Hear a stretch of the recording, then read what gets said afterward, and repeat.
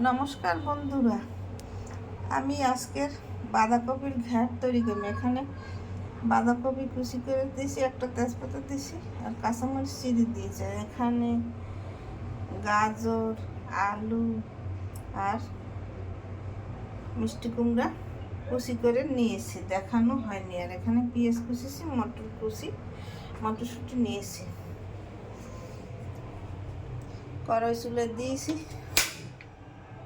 চুলা ধরিয়ে দিলাম।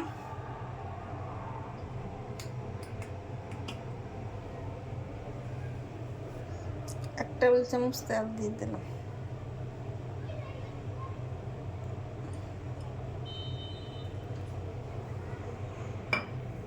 তেল গরম হয়ে গেছে,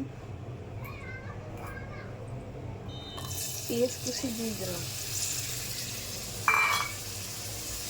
পেঁয়াজ কুচির মধ্যে গাজর আর আলু,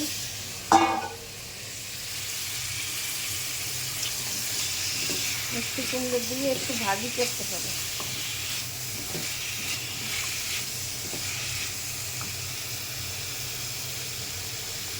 এর মধ্যে আধা চামচ হলুদের গুঁড়ি,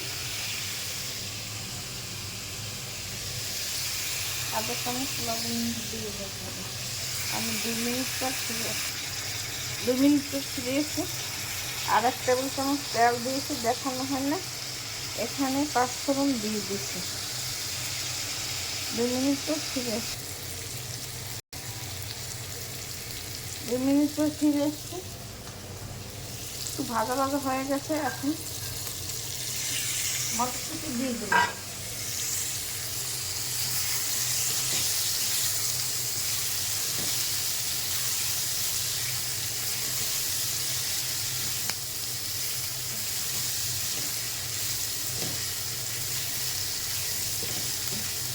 এখন আমি বাঁধাকপি দিয়ে দেবো।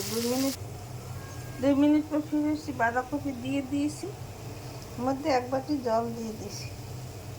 এখন হলুদের গুঁড়ি আধা চামচ, ধনের গুঁড়ি 1 চামচ, জিরের গুঁড়ি আধা চামচ, মরিচের গুঁড়ি আধা চামচ, লবণ আধা চামচ।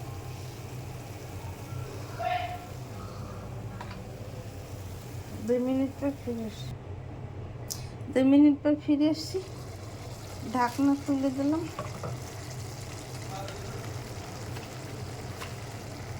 1 চামচ চিনি দিয়ে দিলাম। 2 মিনিট পর ফিরে এসছি 2 মিনিট পর ফিরে এসছি, ঢাকনা তুলে দিয়েছি। আমার বাঁধাকপি সেদ্ধ হয়ে গেছে। এখন এর মধ্যে 1 চামচ ঘি দিয়ে দিলাম। ঘি দিলে খাবার স্বাদ বাড়িয়ে দেয়। 2 মিনিট পর ফিরে আসছি 2 মিনিট পর ফিরে এসছি, ঢাকনা তুলে দিলাম। আমার বাঁধাকপি ভাজা হয়ে গেছে। বাঁধাকপির ঘ্যাট, এইভাবে বাঁধাকপির ঘ্যাট ঘরে তৈরি করে খেয়ে দেখবেন, খেতে অনেক সুস্বাদু লাগবে। রোজ একঘেয়েমি খাবার ভালো লাগে না, তাই একটু নতুন করে করলাম। নতুন নতুন ভিডিও পেতে আমার চ্যানেলটিকে সাবস্ক্রাইব করে, লাইক, কমেন্ট, শেয়ার করে পাশে থাকবেন। ধন্যবাদ।